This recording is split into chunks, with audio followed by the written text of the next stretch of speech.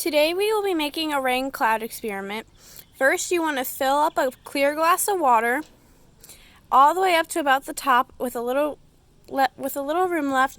Then you want to spray white shaving cream up top, and that will be set for your cloud. And then we want to take blue food dye or whatever color you would like and pour it on top.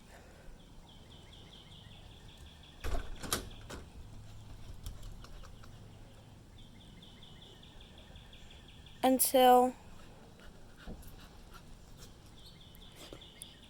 the blue food coloring drips down into the water